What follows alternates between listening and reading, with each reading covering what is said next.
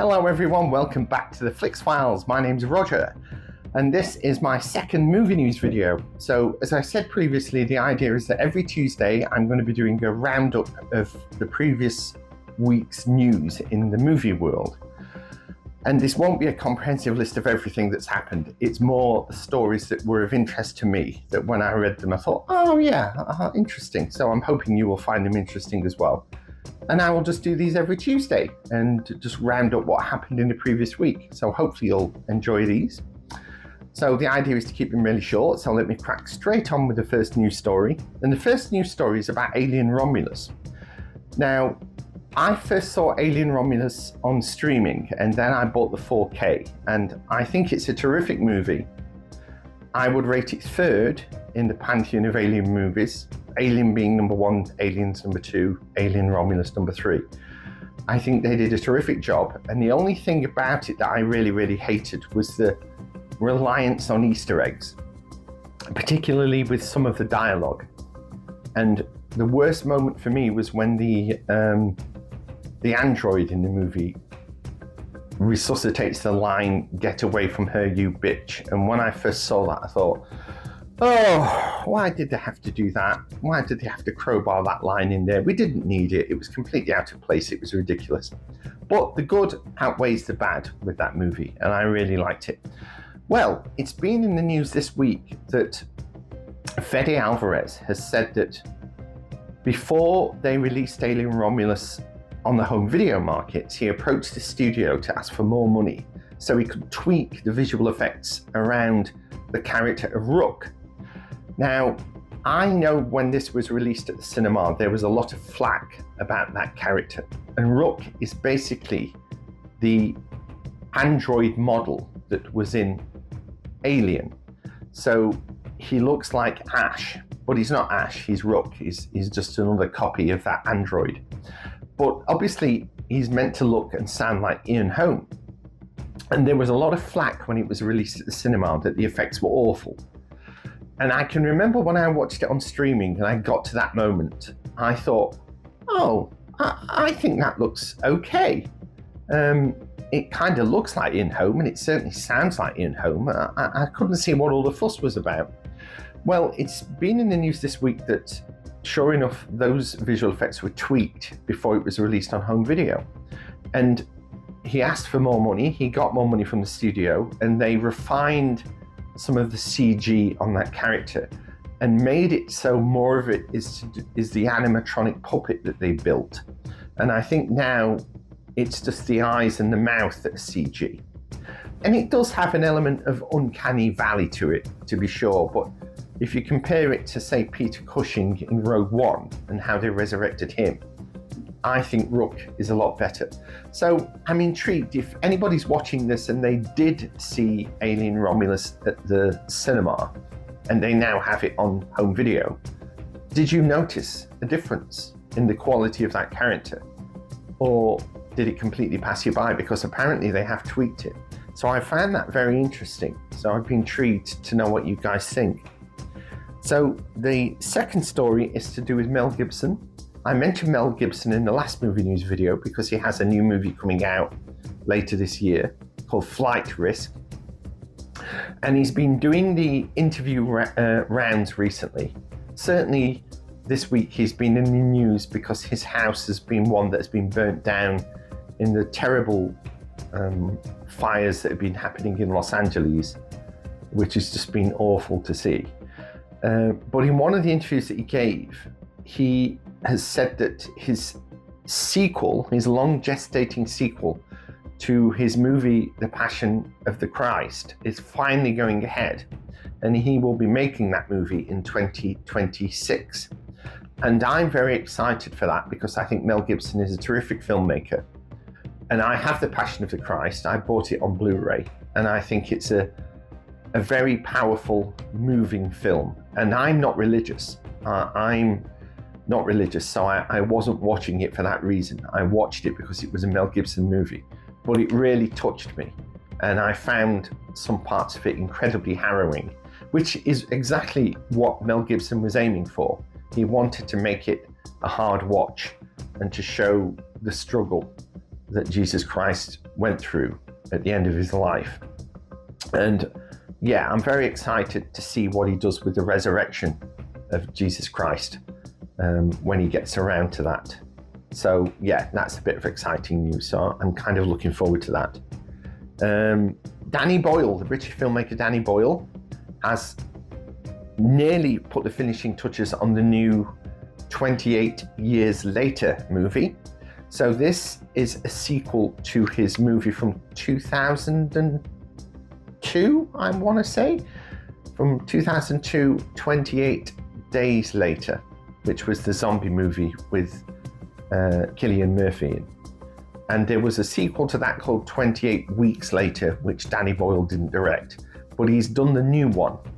And apparently this new one, which is released in the summer, is the first part of a trilogy. And it's been in the news this week that Danny Boyle has confirmed that he will also be directing part 3. So part 2 has been filmed, but not by Danny Boyle, and that will be released next year.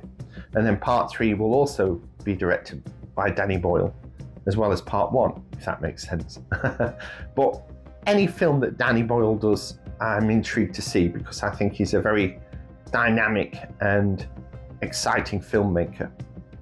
So that was quite fun when I heard that. I'm looking forward to seeing the new one in the summer. I'm really interested in that. Another favourite filmmaker of mine is the French-Canadian filmmaker Denis Villeneuve, who you all know directed the likes of Blade Runner 2049 and Dune Part 2. Well, he has made clear that his new movie is Dune Messiah, and that this will be his last foray into the Dune universe. So he's going to be doing one more Dune film, which I'm very excited about because I absolutely love Part 1 and Part 2. I hope that when he's finished on Dune Messiah, his next movie will be his long gestating film of Arthur C. Clarke's novel Rendezvous with Rama, because I have read Rendezvous with Rama many times. It's one of my absolute favourite science fiction novels. And when I first heard that Denis Villeneuve might be directing the film version of that book, I just thought, oh yes, that would be fantastic, because I can just see his method of filmmaking and his sensibilities just aligning with the story in that book so well. And I'd be really excited if he is going to be doing it. Apparently David Fincher was going to be making Rendezvous with Rama many, many years ago, and then it became one that Denis Villeneuve was interested in. And if you've not read it and you like science fiction, I would say try and get a copy of the book. It's still widely available, and it's a good fast read. It's not a very long book, and you'll find it incredibly compelling and interesting. So yes, I really hope that goes ahead. I would be so excited to see that. And my final story, I told you this would be a quick video, is to do with Star Wars. Now, I had a Disney Plus subscription as kind of a free gift with the mobile phone network that I was on. And while I had that subscription, I blitzed through The Mandalorian. And then when the subscription expired, I didn't renew it. And I loved the first and second seasons of The Mandalorian. At the time, I'd probably still say this now, but I think they are the best thing that's happened to Star Wars since Return of the Jedi, in my opinion.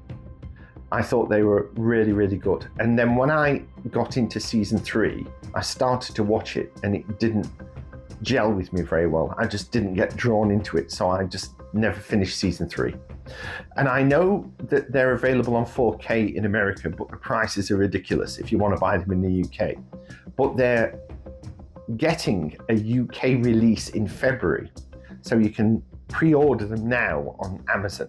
So I'm going to get season 1 and season 2 on 4K when they're released. And I'm really looking forward to watching them again because I've only seen them once. So I'm really looking forward to that. That'll be cool.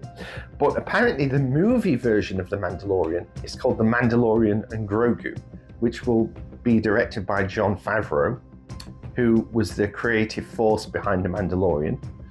And I think he's finished filming the movie, but he obviously has a long post-production stage to go through because of all the visual effects work.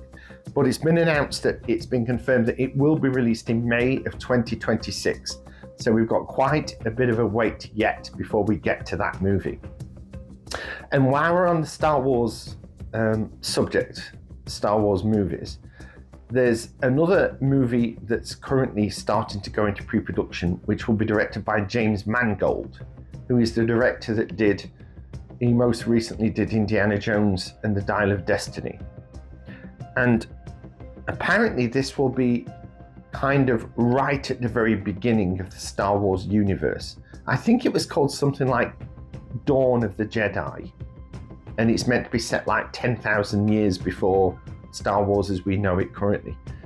I think, I may not have my facts right there, but I know it's meant to be a way back prequel. And again, I can't say I'm excited about that. I've been burnt too many times now with modern Star Wars movies. So other than the Mandalorian one, which I've already mentioned, I'm not really excited about that. But there we go. It may be a fantastic movie when it comes out and I'll change my mind, but I doubt it somehow. So there we are. That's the movie news for the past week. Not many stories that piqued my interest, but hopefully some of those piqued your interest. And let me know if you thought any of those were of particular excitement to you. And I will see you next week for the next bout of movie news. So bye for now. See you later.